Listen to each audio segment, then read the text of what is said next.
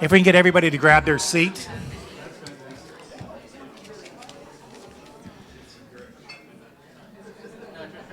Hopefully we got enough seats for everybody. What was the last count, Steve? 1,000? Is that a few people out in the hall? 1,220. Okay. Well, if we haven't met before, my name is Jerry Scott. I'm a portfolio manager for Snowbird Wealth Management, Raymond James. I'm also the founder of the Snowbird US State Tracker apps and the Canada Physical Presence Tracker app. We have a podcast called the Snowbird Expat Radio Podcast, and we've got a five-timer here with Steve Flynn, five-timer. He's got the jacket. I'm surprised he's not wearing it tonight. Little spin-off SNL, if you guys have all been SNL fans over the years. Well, this night is not about myself. This is, we got Steve Flynn to thank for getting everybody together here. And Steve is a partner with Anderson LLP.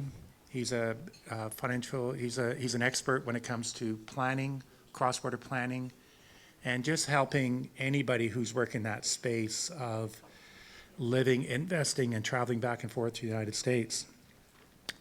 So tonight, Steve is going to be leading the fireside chat with Ian Crosby. And a little bit about Ian. Ian is the co-founder of Bench Accounting. He helped grow it from a startup, and at the time of his departure, into one of Canada's leading financial technology companies. And tonight, Ian's going to be sharing his story of the challenges, the lessons, and what led him to where he is today. And then if time permits, we're going to have a Q&A where you guys can ask all kinds of questions to Stephen and Ian. So please join me in welcoming Steve Flynn and Ian Crosby.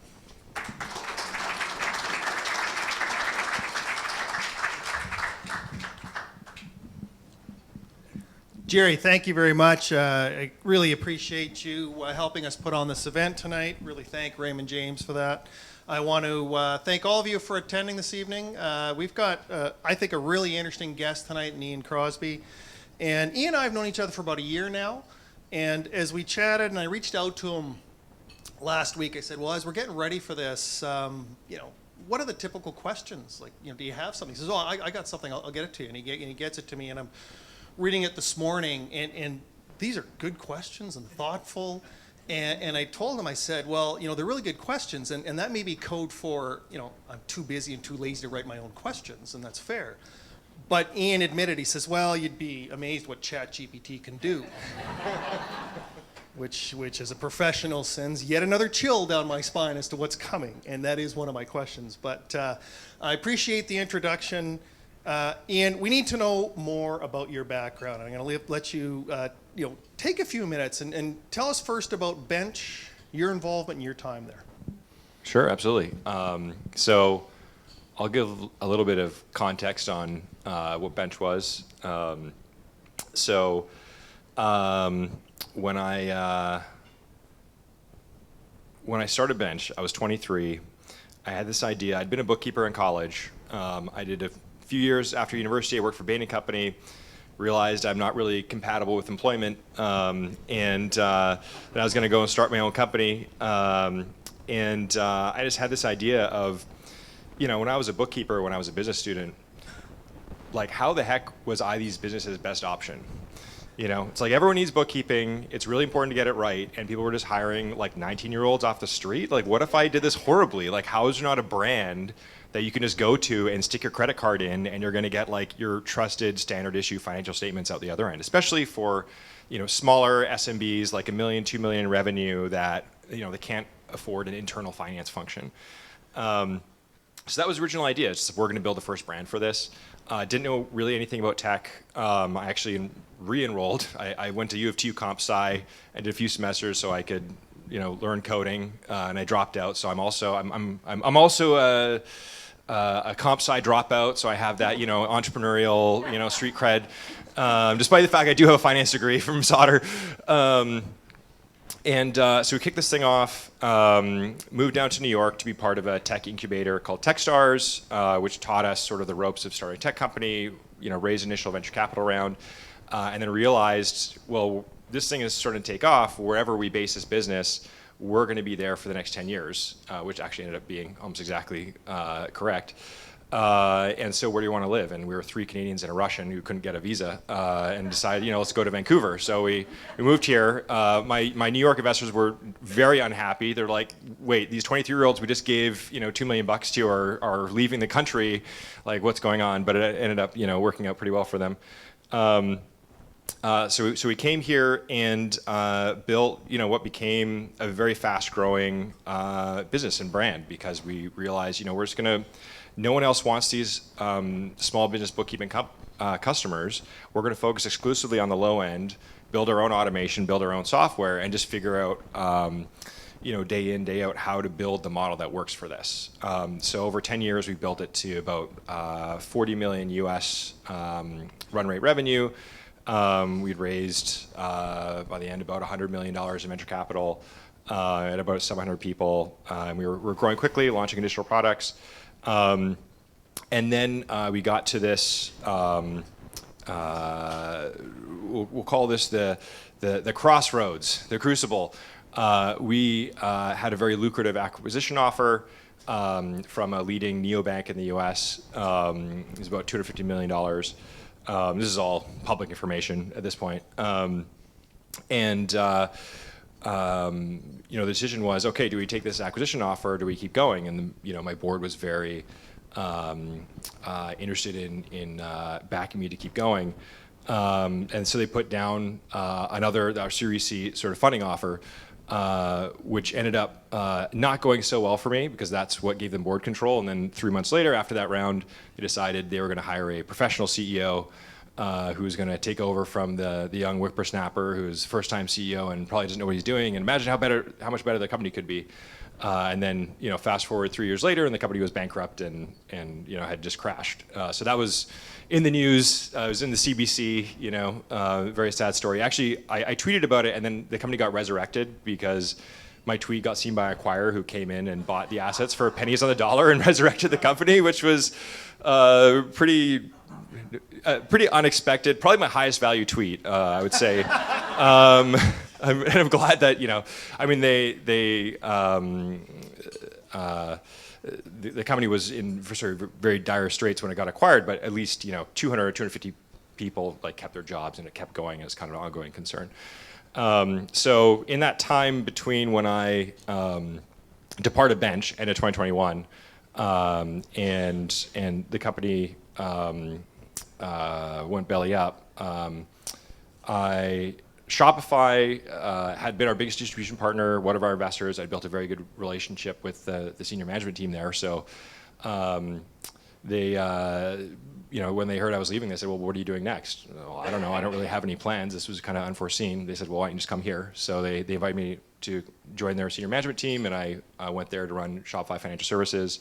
So some of the things I did there: launched Shopify Banking, launched Shopify Credit Cards, Bill Pay, now what's known as the Shopify Financial Suite. I did that for a year and a half. And then, learned a few things. One of them, how much better business model Shopify had than Bench. Again, Bench, close to my heart. We did all these great things, but there's a very big difference between $40 million revenue fintech and now approaching $7-8 billion a year revenue vertical SaaS, and learned a ton of lessons just drinking from a fire hose there, and just an incredible team.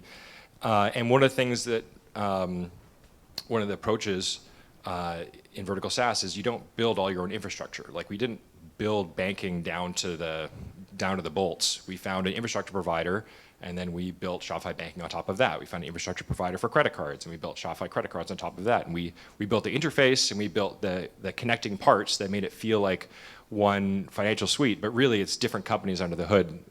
It's running on their infrastructure. And I had this idea of, we should really be launching accounting for our Shopify customers, but there's no infrastructure provider that we could go launch on top of. So that'll, I should go build that. I'm gonna go build a product that I want as, the financial services leader here.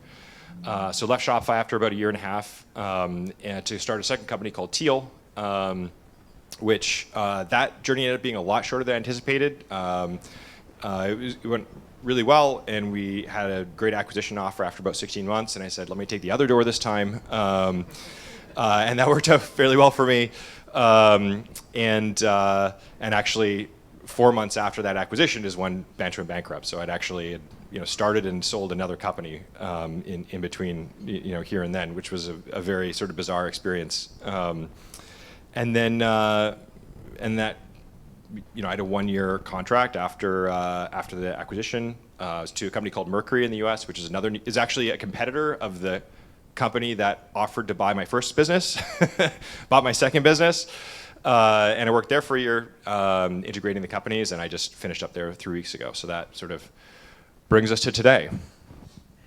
Now that's a whirlwind in itself, and I'm going to dive into some of this stuff here. And you referenced the tweet, which I recall this very clearly, because just on some of the history, so Bench was around, 10 years? Yeah.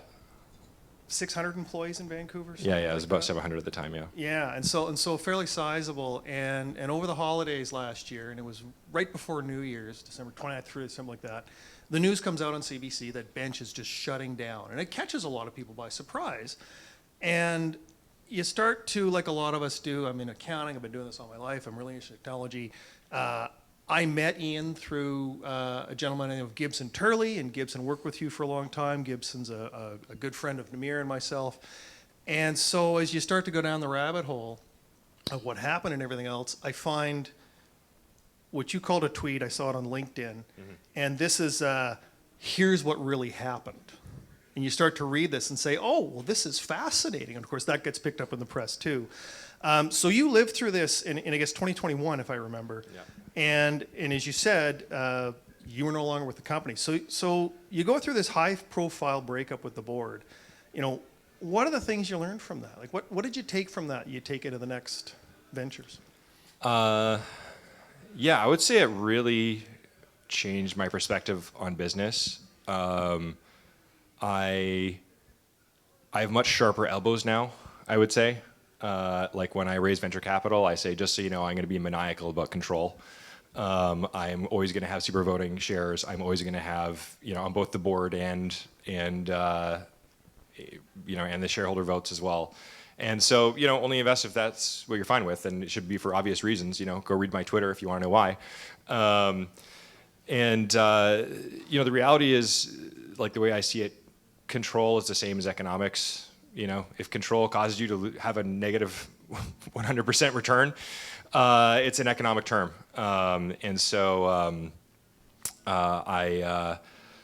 Maybe it sounds bad to say, I just don't trust people. There's like, not in a like, you're a bad person, just in a like, I don't just, let other people drive my car, and I don't let other people drive my company, It's not a, maybe you're a good person, maybe you're a bad person, but I'm not opening myself up for that kind of risk, because there's sort of, we're getting along today, and what about 2 years from now and 5 years from now, and what about when you sell your shares and someone else comes in, and what about? I'm going to be here for a long time, and I'm going to make sure that it's worth my time to stick around for a long time, that situation is still going to work. And just in general, I guess that was sort of a maturing process. Of I'd say it became a lot less nice. Not that I'm like cruel, but that I just don't have time anymore for the sort of the niceties, the like, oh, we're gonna do things this way. This is the standard way. I'm like, I don't care what the standard way is. This is what we're doing. This is it either makes 100% sense to me or we're not doing it. I would say and I put that to good use in the second company, and it worked out a lot better for me. And I'll be starting number 3 soon and doubling down again. So that's sort of some of the things I learned. A little elbows up before we were all doing. Yes, elbows up, exactly. So, and Ian, you do a lot of advice these days to other founders and entrepreneurs and people who are in your shoes. When they get into those situations where their committees or board are pushing them in a different direction, is it the similar advice? Are you telling them similar things, or what's your advice to the young entrepreneur that's getting kind of pushed around? I would say if you're getting pushed around, you have committed a large number of mistakes that you need to reflect on to do with how you put your board together, And you need to actually fix that and not just sort of like keep suffering through it and maybe I'll just keep people happy and maybe if I, yes, I'll just fight with them for another quarter, another 2 quarters, and maybe it'll die down. And then it's gonna pick up again. So this is not a one-off situation. You've created a structural failing in your company that you either you need to go address the people and have the tough conversation that you're avoiding having. Because if people are trying to pull the wheel in different directions, the company's just going to crash. It's the same thing, in a car, in a company. You can't have backseat drivers. It needs to be one unified message and direction. And the easy way to do that is just to control the whole thing. If you can't do that, then you need to have people that you're extremely aligned with and that you trust. And so if you're in that situation where you're having conflict with your board, warning sign, you haven't done that. And you got to fix that first. It's not just address the surface level conversation. Well, I think that's really instructive because you hear that from my question, which is just about boards and founders, but you can apply, I think, those principles to, any situation with conflict, whether it's a supplier, whether it's a customer, whether it's your own team members, your own colleagues or partners. What happens to us from time to time? We tend to either avoid conflict or maybe if we just keep quiet, it'll go away or whatever's going to happen. And it's that face up as you decide to say, hey, whether it's control or whether it's, resolving these things, they're best done sooner rather than later. And I think there's a wisdom that comes from that. I was talking to Ian before, we were teasing each other a little bit because we were talking for whatever reason about seniors discounts. And as you can tell, Ian's a long way from getting the 10% discount. I'm a lot closer, if not weeks away from getting that. Let's talk a little bit more about Teal and kind of what's happened the last couple of years. And so you raised about 10 million Canadian kind of within the first 6 months of starting that company. What do you say to venture capitalists, to investors, to get them to invest in you, to hand over that kind of money for something that's a really brand new venture? Like, what's your approach on that? If you want people to be committing serious capital early, you need to be able to give them conviction that you are far off on venture has power law returns. Like 1% of the companies generate 90% of the returns. So you got to convince them you're in the 90%. That's really what it comes down to. And you then not just convince them, but actually be one of those companies. Sure, you can get the capital, but then wouldn't you like to actually build the company that returns the power law returns as well? And a lot of it comes down to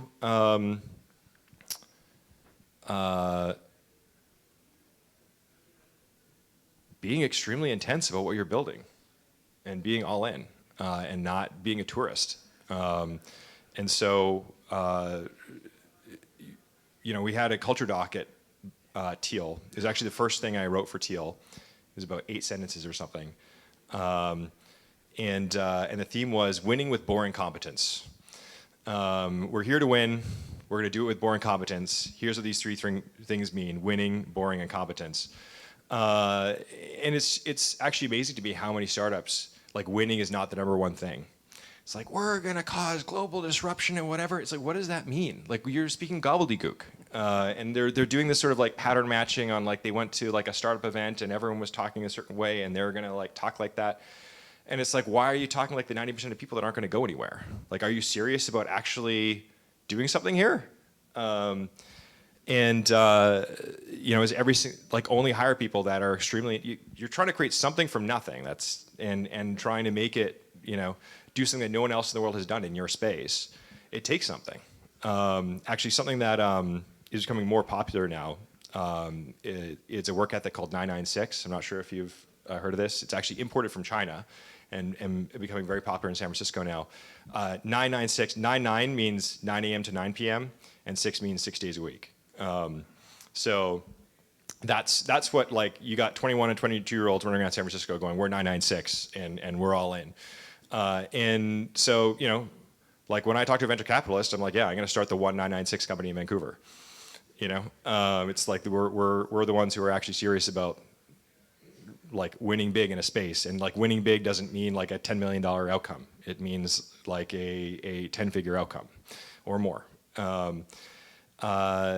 So, like, this is, it's just like a degree of, I mean, there's all this stuff around like business strategy and what's the space and what's the opportunity and all these kind of things. And these are kind of like, they're important, but there's many things that can fill it. There's many winning formulas for that, right? And you, obviously in your space, you better know what that is. But you know, the one thing that is the constant is just being extremely serious about winning. And then, you know, honestly, VCs, like they don't know the space like you do. And so you'll say things to them and they're like, I mean, I'll assume that you know what you're talking about, but they're really assessing at that early stage, is this a serious person that is going to make serious things happen? Do I have conviction in the human being? Because before you have numbers to look at, that's really what it comes down to. Is this someone who's going to create something from nothing? So I think what I heard there is commitment and all in, and that's what it's going to take. And it's you know, I'm guessing the phrase work-life balance just doesn't enter into that equation at all. Yeah, I mean, as long as I have great work-life balance, and my life is, you know, making shit happen. So That's fair. So if you read the Wall Street Journal, I think in the last 10 days there was a fantastic article on 996, and it went through and interviewed people, and it's that you know, we're bringing sleeping bags, we're sleeping under our desk, we're committed and everything else. But there's also another article in the Wall Street Journal called the 999. Does anyone know what the 999 is? It's a baseball reference. It is 9 innings, 9 beers, 9 hot dogs. Both of them fascinating articles, different results, certainly. When you talk to investors, do you find there's a difference talking to Canadian investors versus US investors? yes, and for the most part, I don't talk to Canadian investors for that reason. Tell me more about that. There's kind of a structural failing in the Canadian VC industry where, again, about the seriousness, like they're not serious about really winning. And I'll give you an example of this. Like when they're modeling the possible outcomes for a startup, they'll be like, okay, the upside is like a $100 million exit, and therefore I can give you this pre-money valuation at the early stage. And then any entrepreneur who is serious about building something, again, power law returns, like the ones that are actually going to do something, talk to a Canadian and they talk to a US firm, and the US firm comes in and offers 4 times the valuation because the upside scenario for the US firm is $1 billion plus outcome, right? So they can pay the higher price in their financial model. And so you get this sort of adverse selection where the Canadian VCs are offering, you know, bad terms, and so they only get sort of lower performing companies signing up with them, and that reinforces like, well, look at the exits that we got. This is the upside scenario, and so they're stuck sort of like funding the sort of lower potential companies, and to the point where now, like any entrepreneur that, you know, I'm talking to, and this is not just me. It's not like this is my like, oh, I'm against. This is just the entrepreneurial community here. I mean, if you're serious about building something, I'm going to interview you to 10 VCs in the U.S. and just get on a plane and go to SF and bring back the capital. You know, like it's just why are you like? Startups is all about speed and about choosing where you spend your time and energy, and why would you even spend your time talking to these people? You're going to get. I've had 2 term sheets from Canadian VCs. One was 3 pages long about all the ways that they were going to screw me over, and the other one just it was like 1/5 the price of the competitive U.S. And I see this is the same story playing out in like my portfolio companies that I've invested in, where I'm like, I don't know why, but now you understand. You know, now I don't know why you did that to yourself, but now you've got the firsthand experience of why you shouldn't bother with that. So I mean that's a big difference, and I think it's like there's it's just very non-serious. So as you talk to these U.S. investors, which is where you're kind of gravitating to, and you had talked to us before about the importance of control, and you've learned that the hard way, you've seen the success. Tell us about negotiating control. How do you navigate that? How do you get what you need?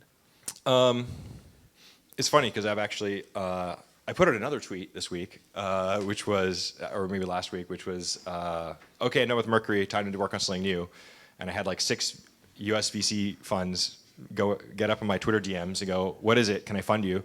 And I would get on a call with them and I would go, I mean, we can talk about it. I haven't started it yet, but just the one thing you should know up front is, again, I'm going to be maniacal about control.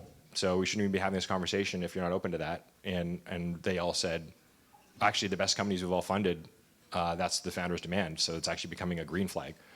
And again, it's the kind of investors that you work with. It's like, what is their pattern matching set, right? If you're working with the people who are funding the best startups in the world, they just look completely different. They walk, talk, everything completely different. So, and there's other investors that, it's like for them, it's a no-go, So, I mean, you just have to talk to the right people. I thought it was actually going to be a much harder conversation, but over the last 2 weeks, I think things have even shifted more in favor of founders in that particular aspect. So you learn this in bench, you have this experience, and you get to Teal. I got to think you ran it differently. We've talked a little bit about control. What are some of the other things you did at Teal that were different from bench? I'd say different from bench and also different from a lot of Vancouver startups. I mean, the first thing is the lowest paid person made 250K Canadian a year. Like we were only hiring people who like that was like entry level, because we're only hiring the best people. Again, if you're going to create a abnormal result, you need to have abnormal people. And like that's like us getting cheap Canadian talent, right? So we would go, and as a result, we could go pull people out of AWS, you could pull people out of Microsoft. And get like who is the actual best person here, and then they would come and meet the people in the company, and they would go, "Holy crap! Every single person here is that the word now the 22-year-olds use is cracked. Everyone here is cracked, which is like just incredible, exceptional, and then they want to work with that group. It was fewer people, much higher horsepower, and kind of a culture where we made some mishires, and you could tell right away, like within a week, you're like, this is not going to work. Like this person's just running a different operating system. They're not running the same speed. So I'd say that was the first thing. Bench was a little more of a meandering path, starting at 23 and like making every mistake, and then Teal was just much more okay. We know what we're doing. Like we're not messing around. We're getting an exceptional team. We're raising real venture capital.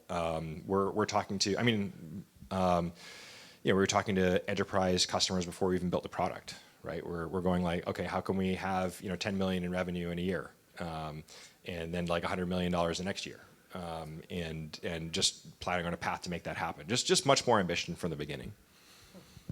So, cracked, yes. That's people talk about like the startup people here. How do you get a cracked engineer? I need a cracked engineer on my team. And is that replacing fire? It's funny because I'm 3 years behind all these words. It's funny. I invest in Gen Zs, and then they teach me these words, and now I'm passing it on to you.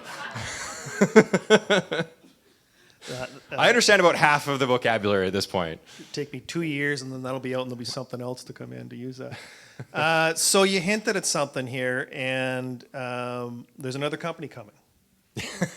Yes, I'm not talking about it yet, though, but yeah. Fair enough. It says right there, what's the new company? This is your question, but all right, fair enough. If I put the question there, I better be ready to answer it.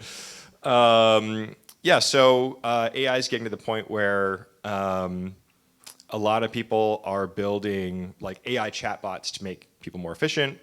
I think this is just an interstitial step between when AI can just have complete autonomy in certain services, starting with the most simple services. And so we're going to be trying to jump straight to fully autonomous bookkeeping. You just go to this website, you talk to this thing, it talks to you just like a bookkeeper would, interviews you about your business, figures out how your systems work, collects all your data, and just does your bookkeeping for you and delivers it to you like a human would. So that's not sure if the technology is completely there yet, but looking at where things are going, it's a bet that it will be there within the next 2 years, and we want to be first.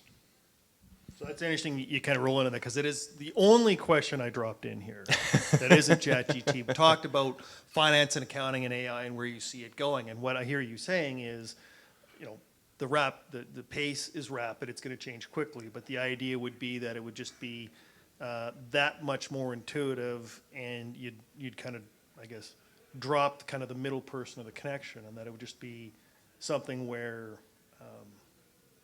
it becomes, I guess, so automatic that it's just, you drop whatever is currently happening now. Yeah, I mean, whenever you're adopting a new tool, there's a lot of friction. You know, you're trying to sell, hey, this is a better tool than the one you're using. And people go, oh, okay, maybe. I don't really see the benefit. It's like, okay, sure. But people hire people all the time.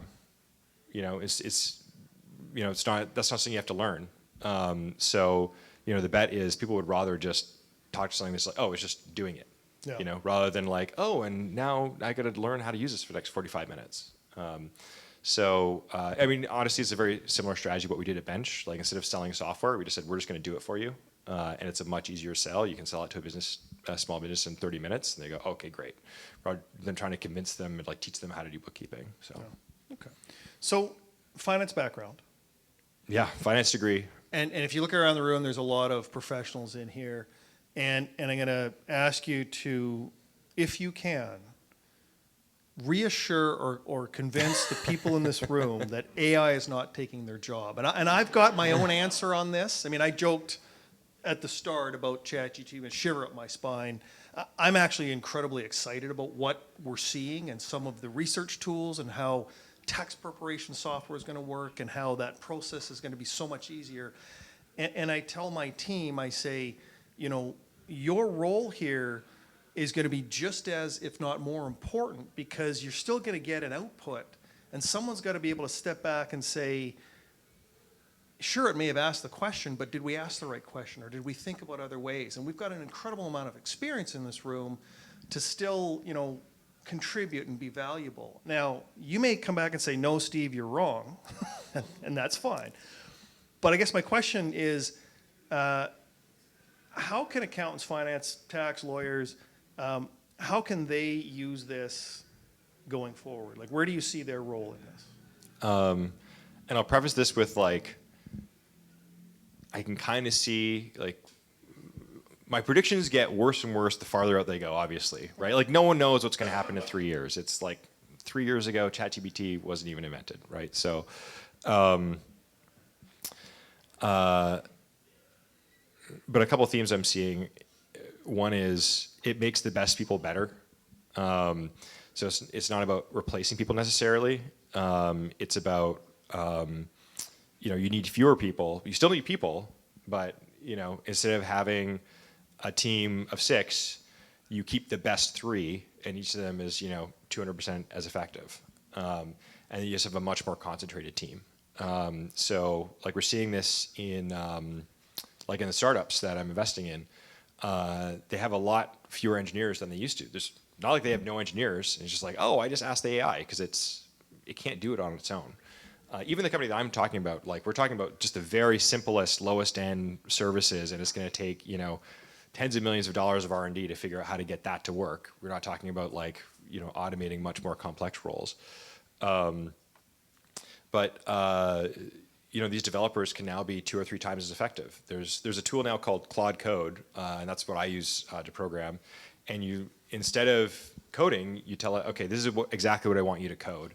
And then it goes through this multi-step process, and it shows you, and it actually commits the code, and it says, okay, was this okay? And you say yes, and then it actually ships it for you, and the entire thing happens automatically with your oversight. So it's kind of like having an autopilot, but you know, it also goes off the rails a lot, and you're like, oh, you know, it sometimes doesn't ask clarifying questions. It's kind of like having a junior engineer at your disposal that will just work 24/7. And like junior engineers make a lot of bad judgment calls, you know, so you have to like steer it.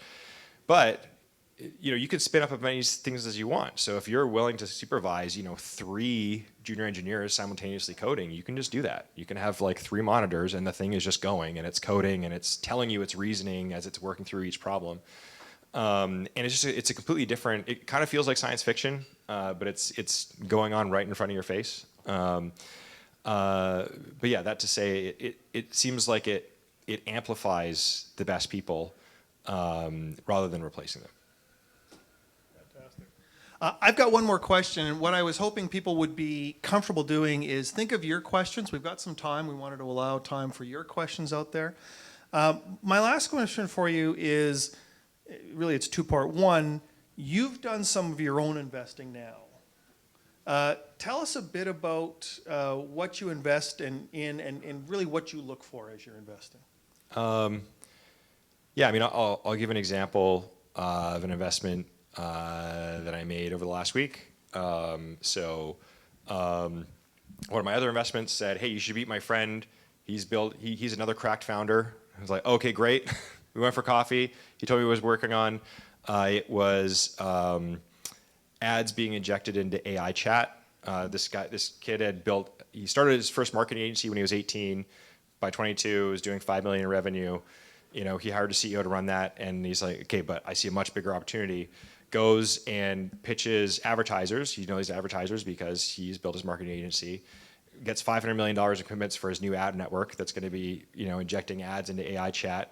Goes to these AI chatbots that are on the App Store not monetizing, going like, "Hey, I have $500 million of advertising that wants to get on your platform, and you want to figure out how to monetize? I'm going to do that for you." And gets this thing spun up in 3 months and is delivering ads now. So I invested on the spot, and then he was asking me a bunch of questions. I said, "Why don't I just work with you for the next week?" And we were literally working out of his apartment. I was helping him code, was helping him find engineers and write his pitch deck, and then we're like, the thing starts taking off. Okay, we need like an engineer tomorrow. Here's 3 engineers. Like, let's get them over tonight and start interviewing them. Oh, I don't have the money. Okay, I wired him another 100K. Here you go. We just need to go right now. Like, this is the pace of AI companies now, right? It's like everything is just compressed. Like, adoption is extremely fast. You get something right, and it's just taking off. And so you need to operate at that speed. And that's the speed that 23-year-old founders. That's like normal for them. And that's again where 996 comes from, because it's like, well, if I don't work on Saturday, my competitor is. And the adoption of these tools is happening so fast that I'm going to get left in the dust. So it's probably a very different style of investing. Like, I tend to, like, first meeting, I'm either in or I'm out, and you have the money within 24 hours. And then I'll triple down or quadruple down, the next week if things are going well. So it's very compressed. And then my goal is to, have them raising from U.S. funds like within a month or two. So my final question, as I kind of wrap things up and I hear it, is one of the things I think you learned from your days at Bench to go to Teal, to go to these other ventures, is the importance of control for that founder as they kind of grow and take this money in. When you make these investments, do those people demand the same control from you? Well, I'm making minority investments, so it's different. Like, usually. But do they come and say, here's my terms? How you went out to the market and said? I mean, I don't even negotiate those terms, because Okay. I invest on safes, which I'm not sure if you're familiar with that, but it's just a very fast tool for getting money into a company, which basically says, whenever you go and actually raise a priced round and do all these documents, I just get whatever preferred stock that is. So it's kind of like defers any negotiation, and so we can go like, okay, it's like a. Whatever you negotiate later is probably fine. We just need to get going right now and get money in the bank account. So that's so really the only question is, what's the valuation number? Right. Excellent. Well, thank you, Ian. I appreciate your time. I think that was a fascinating discussion. Questions at all? And I don't know if we have a third microphone. I'm comfortable to walk around, and you're pointing here. Do you want them to come up and? Oh. No, we've got the mic. We'll hand it on to Oh, perfect. Okay. Yeah, just raise your hand, and any questions, I'm sure Ian would be happy to answer them. Hi. Well, first of all, thank you very much. That's extremely fascinating and interesting. I have 2 questions, one sort of a goal question, then personal question. So for AI, there's been a lot of controversy in terms of its reliability being machine-based and people relying on it for very important projects. And at the end of the day, most people are lazy or they're time constrained, and they don't do the due diligence that's required. And so 90% can be okay, or 99, and that 1% can actually just really destroy any deal. So my question to you is about AI and its reliability, and where do you see that going, and the benefits and harm? And I'll ask my second question is more personal to you. what is your sort of goal end game? I hear you talking a lot about being motivated, a lot of money. Is it to do better? Is it for certain, is it just opportunities that come that can raise a lot of capital? Or do you have a goal for doing something that you feel will add or contribute sort of on a larger scale and betterment of some sort? So thank you. Now I already forgot the first question. Sorry, I have really bad ADD. AI. I mean, like when you're adopting any tool, you need to know how to use it. You know, you don't get behind the wheel of a car without a driver's license and without some training, right? And it's the same with AI. Like it looks like it's so easy, but yeah, one of the problems is it's full of shit. You know, and you have to develop this sense of like, when is it bullshitting me? Because it's actually like it is. It's actually effectively trained on making the user happy, regardless of whether it's correct or not, you know? And so you have to watch out for that. It writes extremely plausible sounding answers. That doesn't mean that the answer is correct. So that's why it's important to have really smart people who have good judgment. That's why it amplifies people who are good, because they can go, hold on a second, this thing is totally off base, even though it's written me this like page-long thing with all this, you know, like it looks like the reasoning is sound, except that these three things are wrong, and so it's gone completely off the deep end. You know, again, every time I open up Claude Code, I'm like 75% impressed and 25% dismayed. You know, but it's more efficient overall. It's just a different way of working. So, I mean, if you don't use it properly, yeah, you're going to shoot yourself in the foot. But the people who adopt the tools will be far better than the people who don't. And then in terms of my personal motivation, I mean, I really personally enjoy seeing things happen, seeing things come to life in a big way, in a real way. I really enjoy being around ambitious people and making, you know, ambitious things happen. So that's just sort of the game I play. I kind of look at it like a sport, and I'm always, you know, looking at how to improve my game, how to you know, improve the equivalent of my golf swing, you know, and it's just something I find very fulfilling. Other questions? In your startups, what's the criteria proportion to your founders team versus who you hire? My startups I've found have been proportionally successful to the quality of the co-founders I found. So I'm curious in terms of your balance and who's key for your initial team. Like a team that I'm starting? Yeah.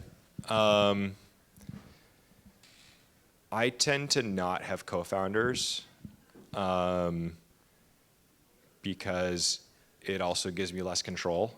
There's one or two people I'd ever work with as a co-founder. And the next one I'm probably just going to have no co-founders and just very intense employees.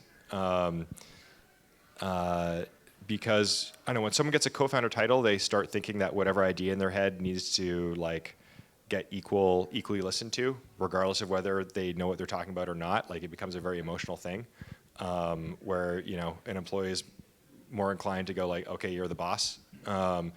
And you know, I tend to run things very non-hierarchically, but there needs to be some degree of hierarchy, because not every idea is equally good, regardless of how many feelies people have about it. And in general, the most successful founders I've founded have been either solo founders or they have a co-founder who's like nominally a co-founder, but you know, like the ownership split is like 90-10.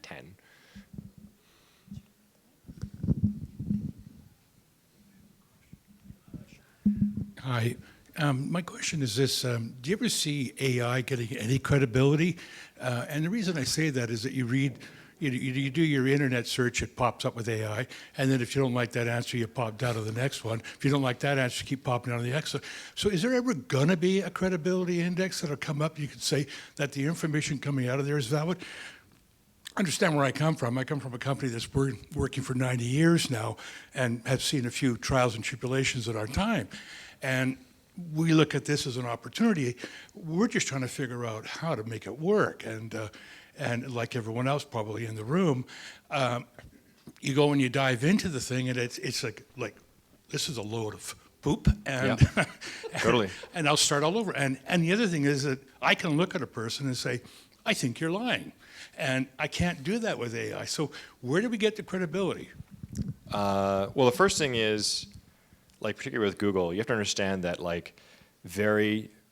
different AI models have very different levels of reliability. So when you're on Google, you're using Google Gemini and like a cheaper model, because this thing is running on like every Google search. They can't afford to give you the good stuff on like every random Google search, right? So Gemini is like a very cheap, fast model that is way less reliable than like the best AI out there. It's like, again, there's very different costs and reliabilities of humans too, right? There's the $15 an hour person, and there's a $150 an hour person, and you're probably getting, not always, but you're probably getting very different levels of service. And so you got to know from the get-go, like what model am I using?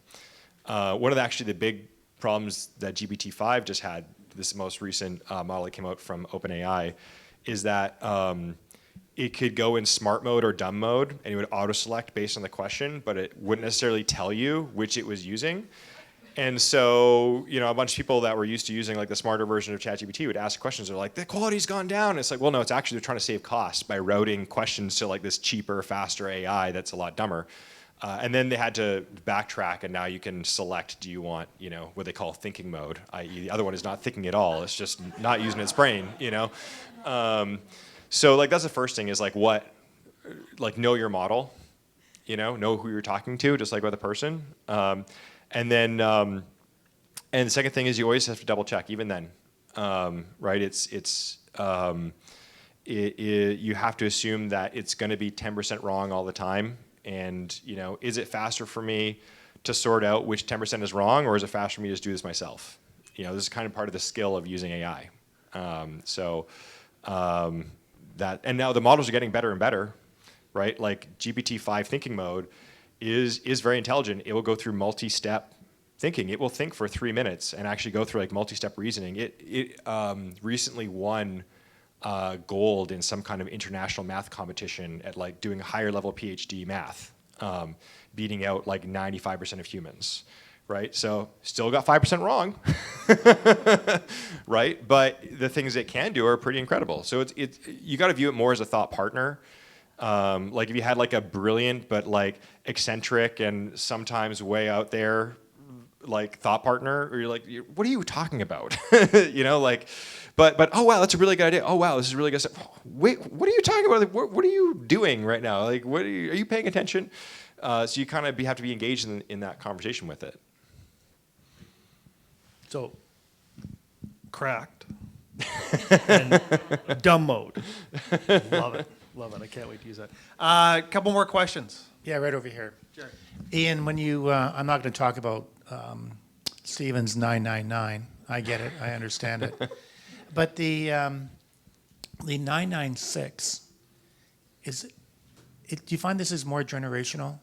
Like you're coming across these 21, 22-year-olds that will buy into it? But what about the 30-year-olds, the 40-year-olds? Like, I think a lot of people here that are employing people are going to say that the biggest struggle they have is the commitment of people. So is it more generational?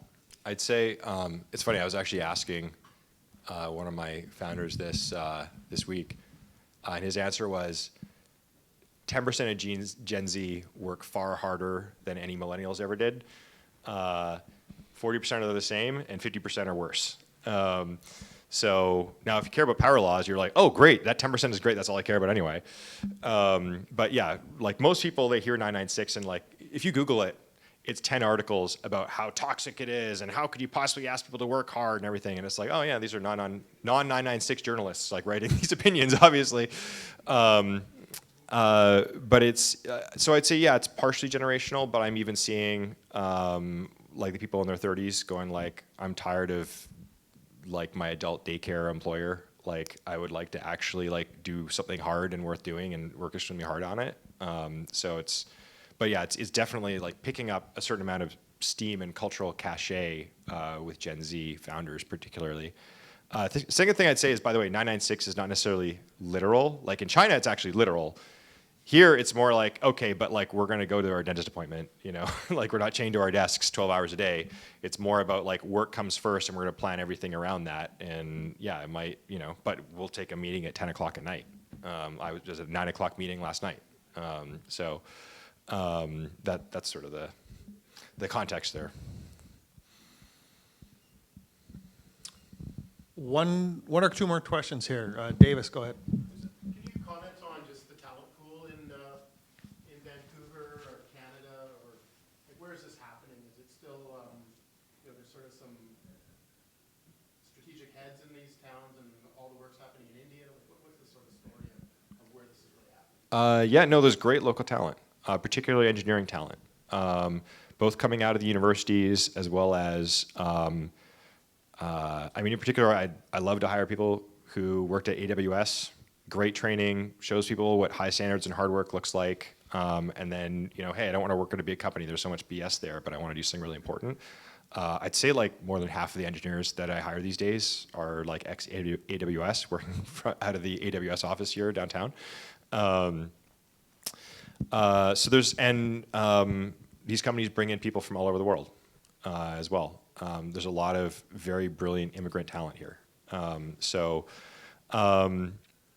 Now I would say like proportionally to population, like SF, San Francisco completely punches above its weight class. Like you can't even compare, but the reality is it's priced in.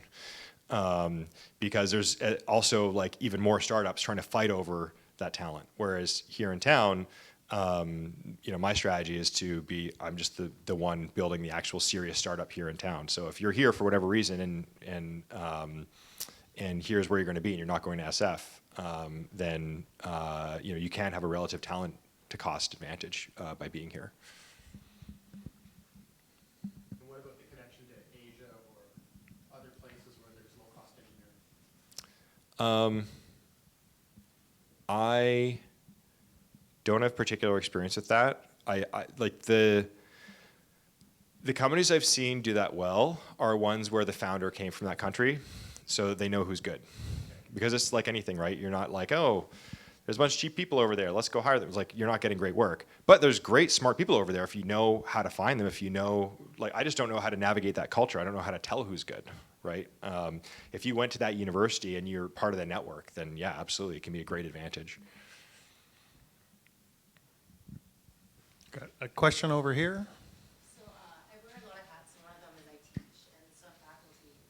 And so I teach accounting, I'm an accountant. But I have a QuickBooks class right now, and my God, can I tell you how painful it is with a video. So you just simply have to copy the video steps, and you can figure out how to add a supplier, basic bookkeeping. And 90% of the students cannot even do that right now, right? And that's fine, we'll build them up. But my concern is that if you're building software to the point where you really don't have to think, and you don't have to think about basic bookkeeping, which is glorious because as an accountant, I don't want to think about it.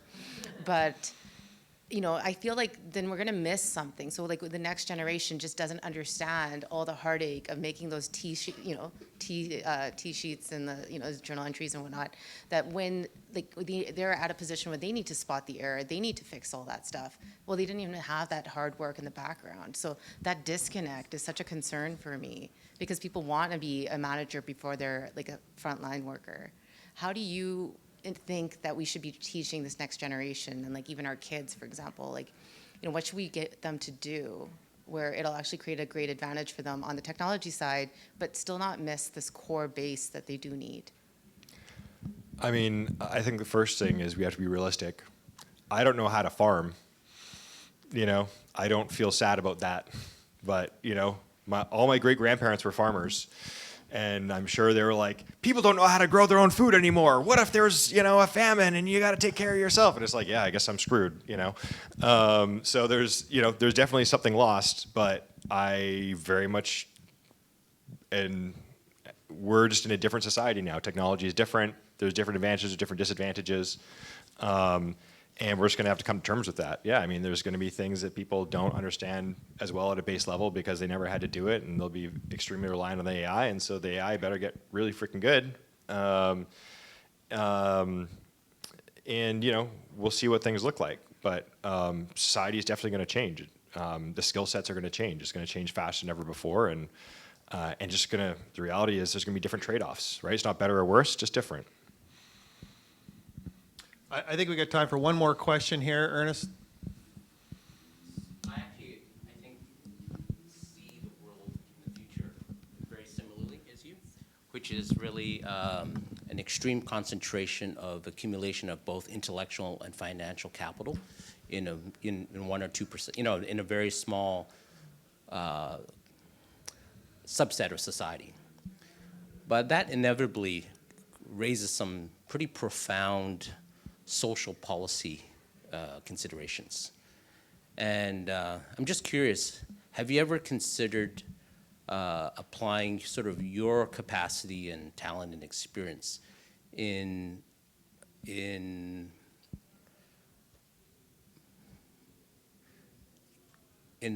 innovation in policy to enable a more sort of generally thriving kind of society? Because I think that's where I spend a lot of my time thinking and also, frankly, working in, because I see some profound adjustments that we'll need to make as a society. So, because I think there's a lot of application for, there's a lot of opportunity for folks with your type of background and to make a big difference. Does that interest you? 9 years ago, I was on something called the Digital Industries Economic Strategy Roundtable for Justin Trudeau, where they brought in 20 CEOs from across Canada to advise the government on policy. They did absolutely nothing of what we recommended. Took some of the ideas, rebranded them, did some photo ops, said, these are the great ideas that these people have come up with, which was not our ideas, it was actually the opposite of the ideas. It gave me such a distaste for working with government, and just getting a front row seat to the dysfunction and silliness and, seeing how ideas go through multiple levels of dilution to get to the photo op. That I was just like, this is just not a good use of my hours. Yeah. But it shouldn't be surprising when the prime minister, you're working for a prime minister who's a drama, has a drama background, that you're going to get performative policy, right? I don't know. So, I think that in a democracy, most of it is performative policy because they have to have a performance every 4 years, and voting happens on vibes. Maybe I'm a little bit cynical now. But I'm just like, it's just not. There's certain things where I can put my hours in and I see like I'm actually making things move forward, and there's certain things where I'm like, there's no amount of my effort that, this is just going to get washed away the second something else happens and they need to say something to look good. I do have lots of opinions. I think probably. Maybe 10 or 20 years from now, I'll probably focus to pivot to figuring out what I could actually do. But right now, I'm in a good spot, and I'm very much enjoying not engaging with the government people. Well, thank you, Steve and Ian. So my big takeaway was that Bench was a great teaching moment. And I think when we're talking to our kids, or when bad things happen out there, or we have negative experiences at work or whatever, I believe that those are teaching moments. So thank you very much for sharing that. And thank you yourselves. This crowd has been very engaged. It's been enjoyable. And now that the formal part of the evening is over, we're going to, Steve's telling me that the golf cart, the beer cart is open. I had to use the analogy because I think I got 2 golfers here, 3 golfers up here. So thank you, everybody, and please, we look forward to this. This room was designed, I'm sure, to connect great people together. So we look forward to everybody getting to meet everybody, and we appreciate your time, and thank you very much. That was fantastic. That was excellent.